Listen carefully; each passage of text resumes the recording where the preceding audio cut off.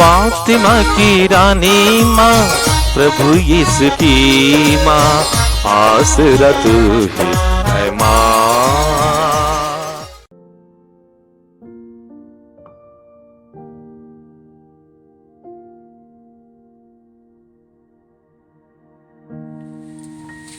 पहला पाठ कुरिन्थियों के नाम संत पौलुस का दूसरा पत्र, अध्याय 4, पद संख्याएं 7 से 15 तक। वह अमूल्य निधि हम मिट्टी के पात्रों में रखी रहती है, जिससे यह स्पष्ट हो जाए कि वह अलौकिक सामर्थ्य हमारा अपना नहीं बल्कि ईश्वर का है। हम कष्टों से घिरे रहते हैं, परंतु कभी हार नहीं मानते। हम परेशान हो जाते हैं, परंतु कभी निराश नहीं होते। हम पर अत्याचार किया जाता है, परंतु हम अपने को परित्यक्त नहीं पाते। हमको पछाड़ दिया जाता है, परंतु हम नष्ट नहीं हो जाते। हम हर समय अपने शरीर में यीशु के दुख भोग तथा मृत्यु का अनुभव करते हैं, जिससे यीशु का जीवन भी हमारे शरीर में प्रत्यक्ष हो जाए। हमें जीवित ही यीशु के कारण निरंतर मृत्यु का सामना करना पड़ता है, जिससे यीशु का जीवन भी हमारे नश्वर शरीर में प्रत्यक्ष हो जाए। इस प्रकार हम में मृत्यु क्रियाशील है और आप लोगों में जीवन। धर्म ग्रंथ कहता है, मैंने विश्वास किया और इसलिए मैं बोला। हम विश्वास के उसी मनोभाव से प्रेरित हैं। हम विश्वास करते हैं और इसलिए हम बोलते हैं। हम जानते हैं कि जिसने प्रभु यीशु को पुनर्जीवित किया, वही यीशु के साथ हमको भी पुनर्जीवित कर देगा और आप लोगों के साथ हमको भी अपने पास रख लेगा।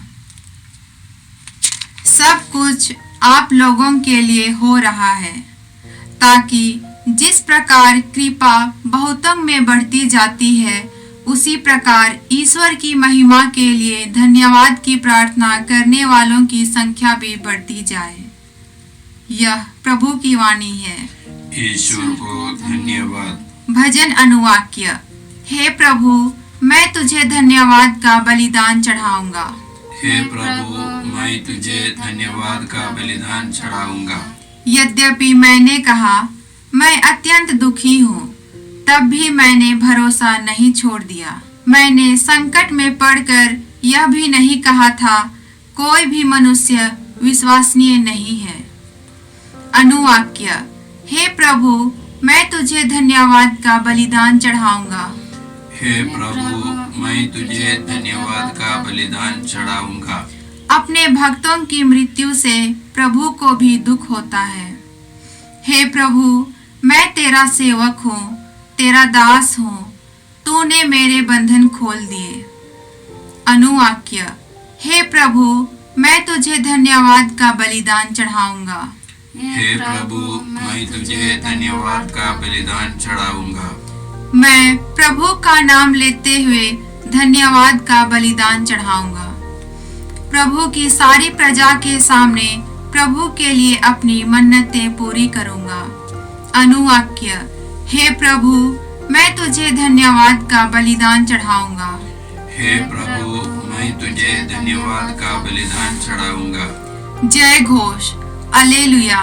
आप लोग संसार में उज्जवल तारों की तरह चमकेंगे, क्योंकि जीवन का वचन आप लोगों को प्राप्त हो गया है।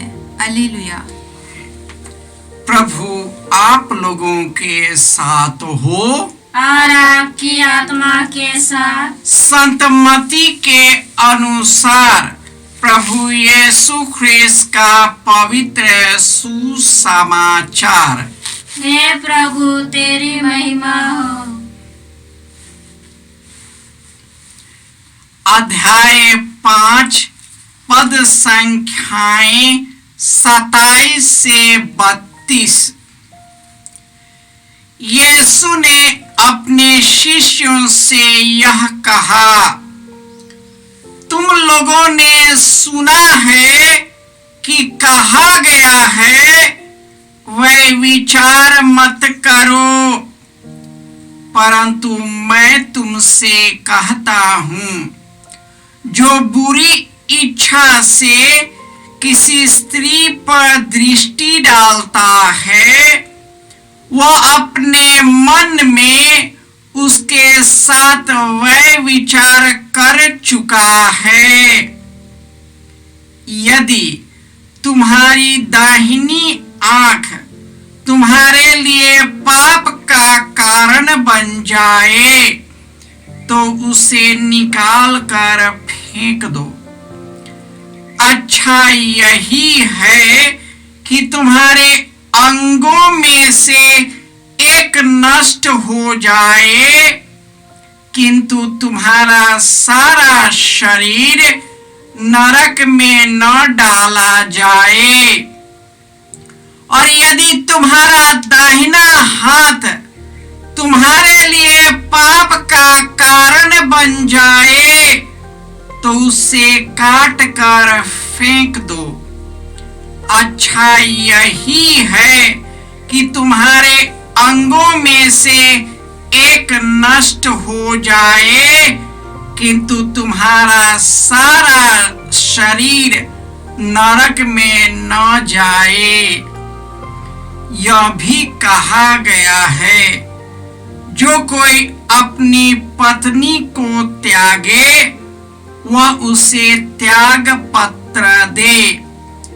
परंतु मैं तुमसे कहता हूं, वह विचार को छोड़ किसी अन्य कारण से जो अपनी पत्नी को त्याग देता है, वह उससे वह विचार करता है।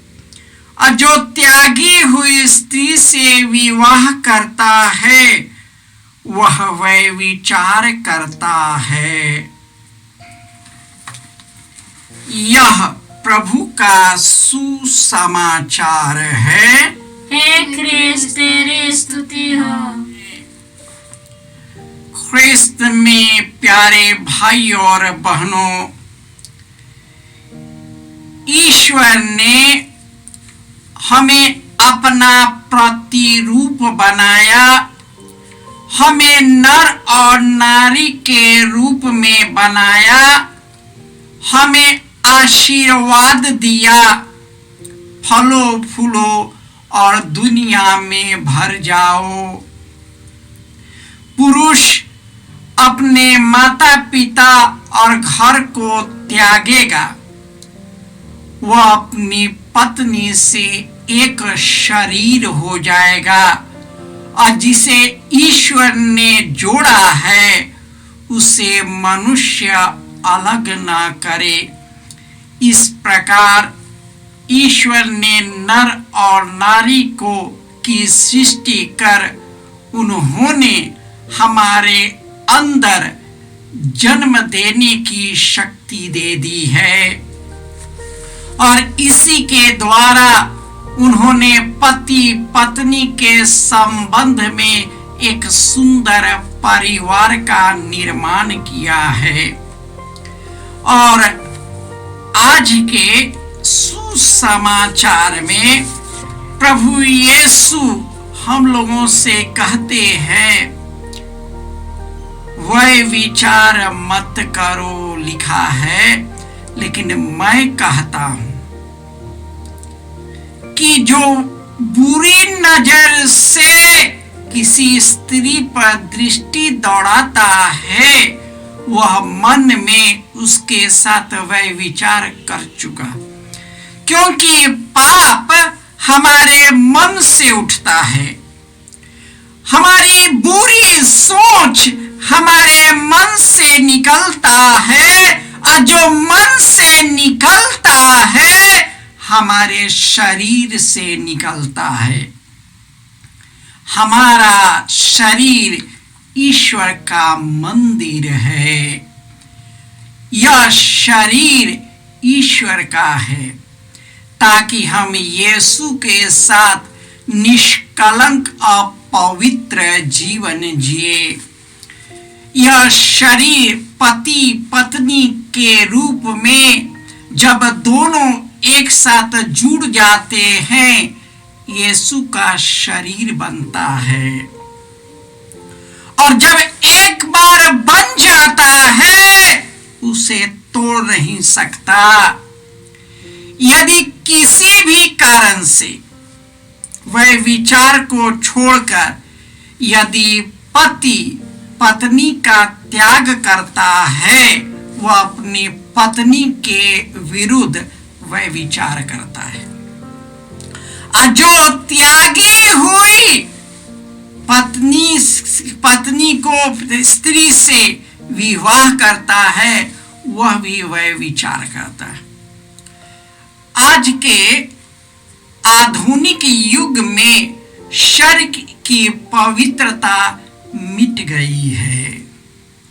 दोस्ती के नाम पर, अनुभव के नाम पर वे पहले ही परिवार में बंधने से पहले शारीरिक संबंध में फंस जाते हैं। हम में से ऐसा कौन है कि यह जानते हुए कि वह विचारहीनी है, वह विचार किया है, लड़का हो या लड़की, परिवार नहीं बन सकता है। परिवार में टूटन आ सकता है। वह विचार का महक उनके आचरण और जीवन से झलकने लगता है। वह परिवार अशांत रहता है। सब कुछ रहते हुए भी वह परिवार अशांत रहता है। बच्चे अशांत हो जाते हैं, लेकिन बच्चे कुछ बोल नहीं पाते हैं। आजकल परिवार की पवित्रता मिटती जा रही है। दोस्ती के नाम पर, नाम शौकत के नाम पर, जिस जगह पर कार्य करते हैं उसी पर अवैध संबंध बनाते हैं, जो हमारे परिवार में सबसे बड़ा दरार है। जिंदगी कैसे आगे बढ़ेगी जब हमारा शरीर ही टूटा हुआ है, हमारा शरीर ही बिखरा हुआ है, तो हम परिवार के शरीर को कैसे बना सकते हैं? विशेषकर हमारे आधुनिक नवयुवक नवयुवतियां जो फिल्मों को देखकर उनका नकल करते हैं। फिल्म बनाने वाले को तो पैसा मिलता है, उनको एक्टिंग के लिए पैसा मिलता है, लेकिन उसके नकल करने से हमारी जिंदगी बर्बाद होता है। शुरुआती दौर में यह सही बात है, स्वाभाविक है कि लड़के और लड़कियां एक दूसरे से आकर्षित होता है शरीर के प्रति। ये स्वाभाविक है, इसे स्वीकार करना है, इसे स्वीकार करना है। ईश्वर के वरदान के रूप में हमें स्वीकार करना है कि हम सभी सेक्सुअल ह्यूमन बीइंग्स हैं। इसे प्रेम से इसे स्वीकार करना है। उसके बाद हमें हमारी जिंदगी को ईश्वर के हाथों समर्पित करना है। हमें मां मरियम के द्वारा प्रार्थना करनी है। मां मरियम इसमें बहुत सहयोग करती है। विशेषकर पवित्र बनने का जो गुण है मां मरियम से आता है। सन जोसेफ भी हमें पवित्र बनने के लिए प्रेरित करता है।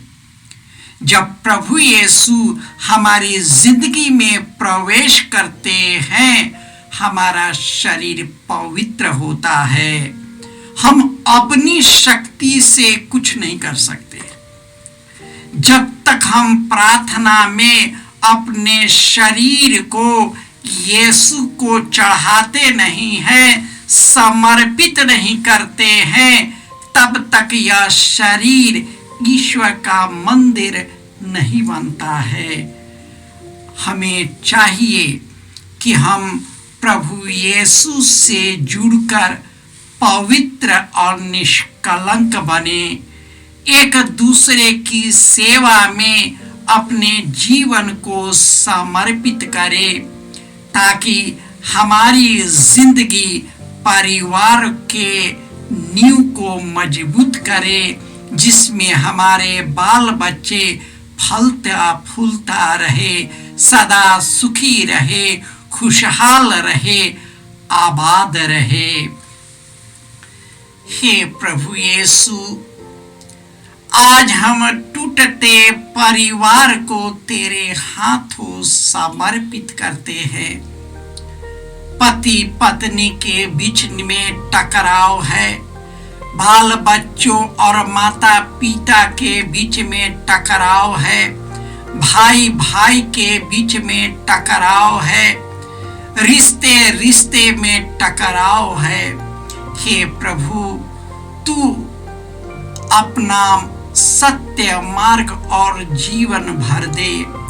तू पवित्र आत्मा से उन्हें प्रेरित करे, ताकि प्रभु यीशु के मार्ग पर चलकर वे पवित्र बने और अपने पवित्र जीवन के द्वारा परिवार के नींव को मजबूत करे, ताकि हमारा बाल बच्चा फलता फूलता सदा सुखी रहे, अपने जीवन को परिवार, देश, समाज और कलीसिया में समर्पित कर पाए। जय यीशु। जय यीशु क्रिस्त में प्रिय भाई और बहनों, प्रभु यीशु ने हमें आदेश दिया है संसार के कोने कोने में जाकर सारी सृष्टि को सुसमाचार सुनाओ। सुसमाचार सुनने के लिए और सुनाने के लिए एक अच्छा मौका है। आप कृपया इस चैनल का सब्सक्राइब करें, लाइक करें, शेयर करें, बेल आइकन दबाएं, ताकि यहाँ की नई वीडियोस की सूचना आपको मिलती रहेगी। साथ साथ आप दूसरों को भी प्रेरणा दें इसका सब्सक्राइब करने के लिए। याद रखें, कल के मिसा के दैनिक पाठ और उस पर टिप्पणियाँ आज ही दोपहर के बाद हम लोग अपलोड करते हैं। कृपया आज ही उसको सुनकर कल की तैयारी करें। प्रभु यीशु आपको और आपके परिवार को 100 गुनी आशीष देंगे। जय यीशु।